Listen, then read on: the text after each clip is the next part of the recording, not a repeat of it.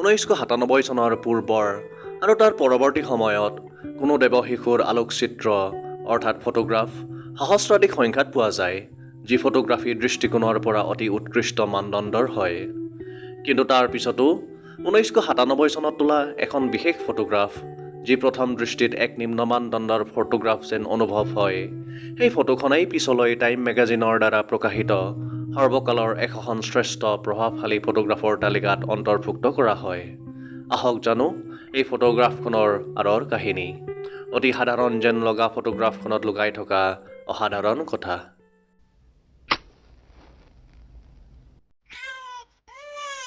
জীৱনৰ বিশেষ মুহূৰ্তবোৰ থপিয়াই ধৰা, তাক সাঁচি ৰখা, তাৰ স্মৃতি ৰোমন্থন কৰা আৰু তাক চিৰযুগমীয়া কৰাৰ প্ৰচেষ্টাৰ ইতিহাস অতি প্ৰাচীন।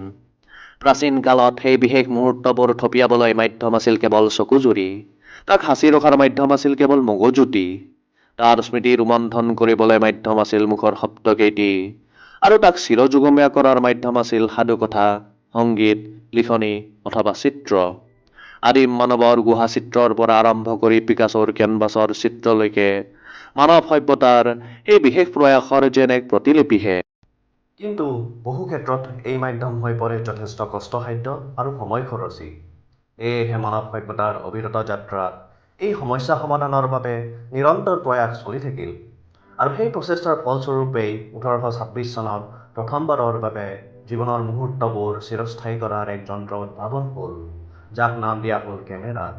কিন্তু তাতো আছিল ভালেখিনি জটিলতা আৰু আসোঁৱাহ, আৰু সেই জটিলতা আৰু আসোঁৱাহ দূৰ কৰি কেমেৰাক পাৰফেকশ্যনৰ দিশত নিয়াৰ নিৰন্তৰ প্ৰচেষ্টা চলি থাকিল। তাৰ পৰিণাম এনালগ কেমেৰাৰ পৰা আৰম্ভ কৰি ডিজিটেল কেমেৰালৈকে এক সুমধুৰ যাত্ৰা সম্পন্ন হয়। তাৰ পিছত আহিল 1996 চনৰ ছেপ্টেম্বৰ মাহ। ছফ্টৱেৰ ডেভেলপাৰ ফিলিপ কান আৰু তেওঁৰ পত্নী ছোনিয়ালীৰ জীৱনলৈ নামি আহে এক শুভ সংবাদ। তেওঁলোকৰ জীৱনলৈ সন্তান আগমনৰ শুভ সংবাদ। এই শুভ মুহূৰ্তৰ আগমনৰ লগতেই ফিলিপ কানৰ মনত উদয় হয় এক নতুন ধাৰণাৰ, এক যুগান্তকাৰী ধাৰণাৰ। সন্তান প্ৰসৱৰ পিছতেই নৱজাতকৰ প্ৰথম শুভ ক্ষণটো ইষ্ট-কুটুম, বন্ধুবৰ্গ আৰু সহকৰ্মীৰ সৈতে তাৎক্ষণিকভাৱে শ্বেয়াৰ কৰাৰ এটি ধাৰণা মনলৈ আহে। কিয়নো ইতিমধ্যে ইণ্টাৰনেটে ভালেখিনি প্ৰসাৰতা লাভ কৰিছিল যদিও কেমেৰাৰে ধৰি ৰখা মুহূৰ্ত এটি তাৎক্ষণিকভাৱে অৰ্থাৎ ৰিয়েল টাইমত শ্বেয়াৰ কৰাৰ কোনো ব্যৱস্থা নাছিল।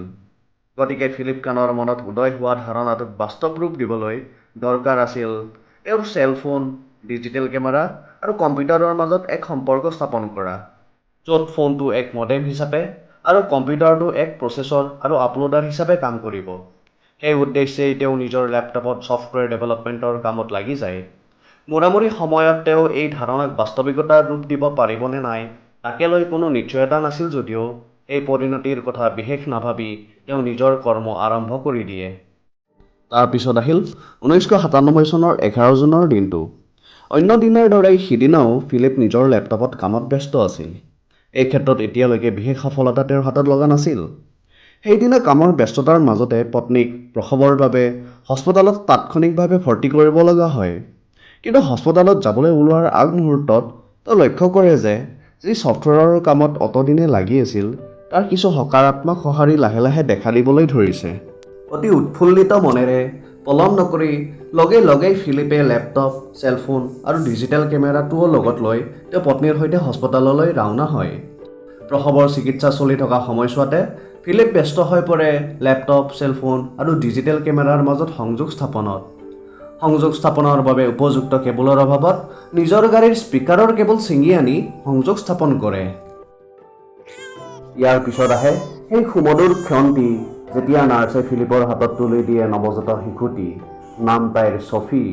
ফিলিপৰ সোঁ হাতত ছফি আৰু বাওঁ হাতত ডিজিটেল কেমেৰা সংযোগী চেলফোনটো। কেমেৰাৰ ছুইচত আঙুলিৰ সামান্য হেঁচাত সৃষ্টি হ'ল এই বিশ্ববিখ্যাত ফটোখন, যাক পিছলৈ টাইমছ আলোচনীৰ 100খন প্ৰভাৱশালী ফটোৰ তালিকাত অন্তৰ্ভুক্ত কৰা হয়। ফটোখন তোলাৰ পিছতেই সেই ফটোখন তেওঁ ইষ্ট-কুটুম, বন্ধুবৰ্গ আৰু সহকৰ্মীক তাৎক্ষণিকভাৱে প্ৰেৰণ কৰে। 1997 চনৰ 11 জুনৰ দিনা ফিলিপ কান হৈ পৰে 2 সন্তানৰ পিতৃ। প্ৰথম সন্তান ছফি আৰু দ্বিতীয় সন্তানটো হ'ল চেলফোন কেমেৰা। এয়া আছিল ইনষ্টেণ্ট ভিজুৱেল কমিউনিকেশ্যনৰ নৱ বিপ্লৱৰ সূচনা। আদিম মানৱৰ জীৱনৰ বিশেষ মুহূৰ্তবোৰ থপিয়াই ধৰা, তাক সাঁচি ৰখা, তাৰ স্মৃতি ৰোমন্থন কৰা আৰু তাক চিৰযুগমীয়া কৰাৰ হাবিয়াসটো যেন বাস্তৱত ৰূপায়িত হৈ এক নৱবিপ্লৱৰ ৰূপ লয়।